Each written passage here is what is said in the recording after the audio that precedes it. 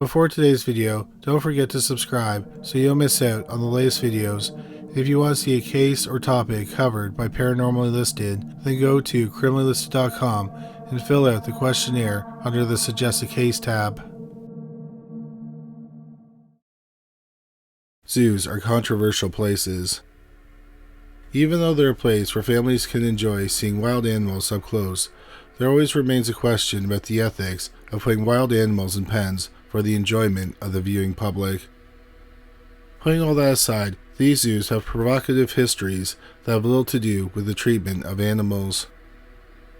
The 3 zoos on this list are controversial for different reasons, because they're all haunted. Number 3, the Houston Zoo. The first zoo on our list is the Houston Zoo, which opened in the 1920s in Herman Park. The Herman Park location became the new location of the zoo in 1922 when it was decided that the Sam Houston Park location wasn't big enough. The first zookeeper they employed was Hans Nagel. Nagel was of Dutch background but was born in Germany in 1892. Nagel became well known for his work at the zoo. He did showings for the public, which included lion taming. He was also infamous for his bizarre experiences with animals that ended up with him being in the hospital. One such incident occurred in 1924 when an alligator bit him. He was so popular in the community that he was appointed as a special police officer by the police department. He even received an award from the city of Houston when he saved someone who was attacked by a Bengal tiger in 1926. He was the go-to person for the city whenever they had an issue with wild animals in the area. He had a good reputation and he seemed to be well liked. The guy had it good. He worked with animals, got to put on shows, and was even well respected in the community. A gold medal from the police officers is always a good sign that you're doing something right. However, this video is about haunted zoos, so not everything was exactly as it seemed on the surface with Nagel. Nagel, we suppose you could say, was unusual. He always carried a gun with him, even at work. And while perhaps you may think that the gun was for animals, even though that would be disturbing enough, it was actually for people. Whenever someone snuck into the zoo, he would shoot his gun to scare them away. It could be an overreaction on his part, but who knows what those people were planning to do. It just seems that the man wanted to protect the animals, right? Well, it seems he took his power a little too far, and the days of being respected and beloved by the public and the police alike would change in 1929. He argued with authorities at the time because they thought he was abusing his special privileges. He was stripped of his honorary police title. The conflict between Nagel and the police would linger from 1929 until the afternoon of November 17, 1941. That afternoon, Nagel was staring at 3 teenagers sitting in a parked car. One of the park police officers saw Nagel hiding while he stared at them. The police officer, Harold M. Warren, alerted the teenagers to his presence. Nagel approached Warren, and Warren told Nagel he needed to go with him to the station to discuss whose role it was to patrol the park. The police officer then attempted to handcuff Nagel, and that's when Nagel reached for his ever-handy gun. He likely didn't consider that the police officer might be faster at retrieving his gun, but Warren was quicker. Warren shot Nagel 6 times, and those shots were deadly. Ultimately, the police officer was acquitted, as the grand jury found he acted in self-defense.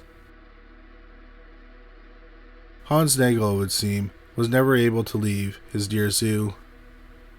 People say that he haunts the zoo's commissary, a building that was only created after his death but is close to where he was shot.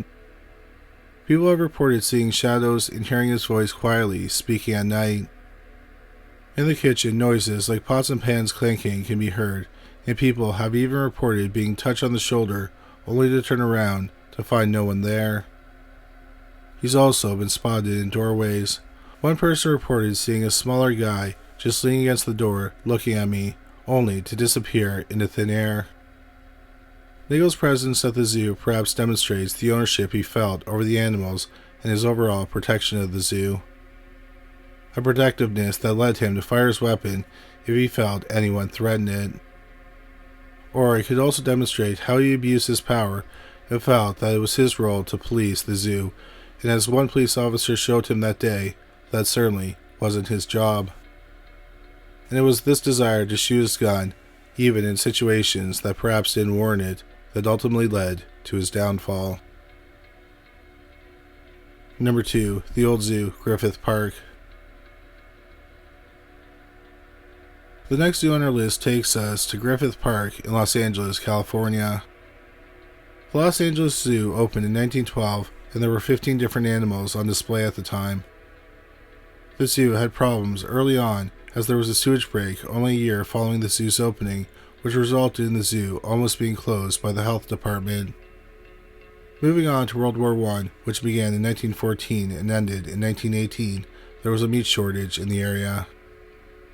So unfortunately, the zoo's animal population declined because people were eating them.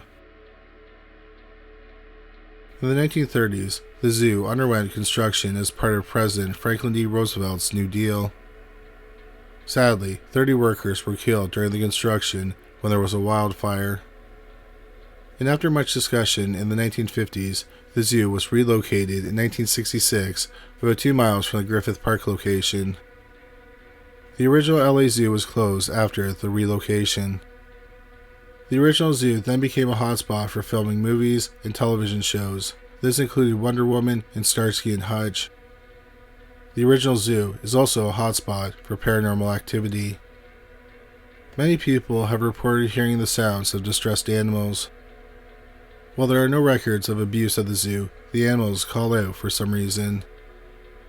Maybe something occurred that was never reported, or maybe the wild animals just didn't like being held in cages for people to gawk at them.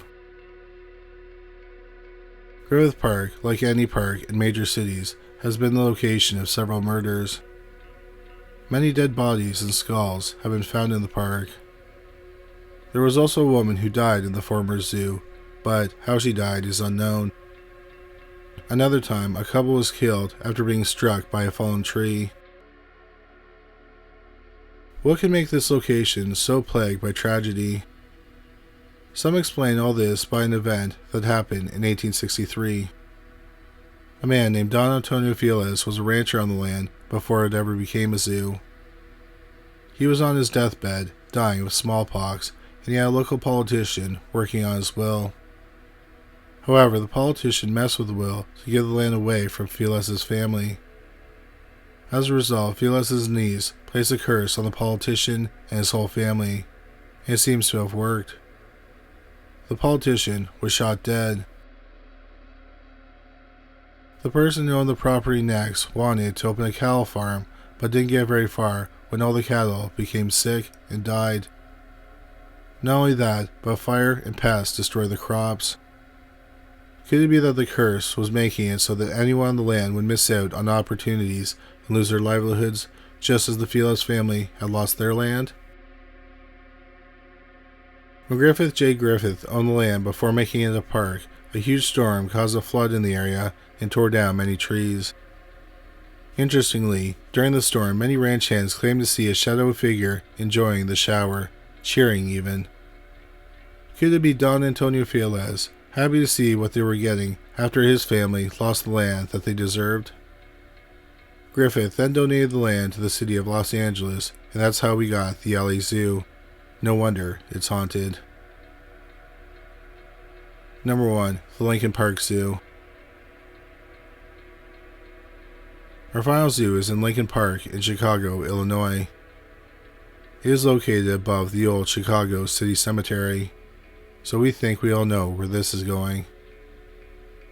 The Lincoln Park Zoo is one of the oldest zoos in the United States, and this zoo is on Best Life's list of 50 most haunted places in America. The Chicago City Cemetery was active between 1843 and 1859. When the cemetery was closed, it wasn't actually to make way for the park. The issue was that it was too close to Lake Michigan. The concern was that the bodies would contaminate the water, so they began moving the bodies away from the lake. When they began moving the bodies, 35,000 people were buried in the cemetery, and most went to another location. However, on October 8, 1871, the Great Chicago Fire began while they were still moving bodies. This threw out their plans to finish removing the remaining bodies, and when they returned to the cemetery to continue removing bodies, they could not find the rest of them. So many bodies were not recovered. In 1998, some workers were digging in the ground in the area of the old cemetery, and they found the remains of 80 people. This begs the question, how many bodies are still lost in the park? Well, experts have an estimate, and they argue that there are around 12,000 bodies. With this history, it should be no surprise that many people have claimed to see ghosts in Victorian clothing walking in the park.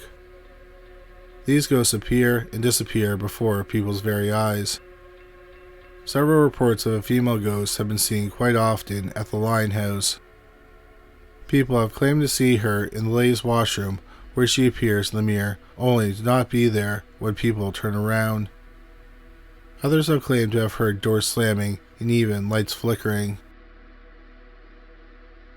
One parapsychologist, Ursula Bileski, has investigated Lincoln Park Zoo and claims a significant amount of paranormal activity happens there. She is quoted as saying that the Lincoln Park Zoo is without a doubt the most active site I've investigated, and has further stated that the activity, both visual and auditory, manifests in heavy atmosphere and physical effects like lightheadedness and nausea. With so many unclaimed bodies underneath the surface of the zoo, it's no wonder there's so much activity. Not only were they disturbed in the 1800s when the cemetery was being moved, but they were further disturbed during the Great Fire, only to be completely lost and forgotten. Perhaps the souls of the people left behind were never able to settle into their final resting places due to all the upheaval they experienced. We may never know. These three locations show that the zoos are, at least on the surface, a fun location for families to enjoy their day and see animals they would never otherwise encounter. However, zoos are also locations where wild animals are caged outside their natural habitat. Interestingly, the hauntings in these zoos focus mostly on the hauntings of human beings, so perhaps zoos are dangerous for people as well. Thank you so much for watching this video. We hope you found it interesting. If you did find it interesting, please make sure you subscribe. We'll have a new video about the paranormal every week. If you just discovered this channel, please make sure you check out our other channel, Criminally Listed. We have over 325 videos featuring bizarre but true crime stories. You can find it at youtube.com/criminallylisted. We also have a podcast about cold cases that were eventually solved called Criminally Listed Presents Into the Killing. You can find it on Stitcher, Spotify, Amazon Music, and anywhere you find great podcasts. But that's all for today. Thanks again for watching.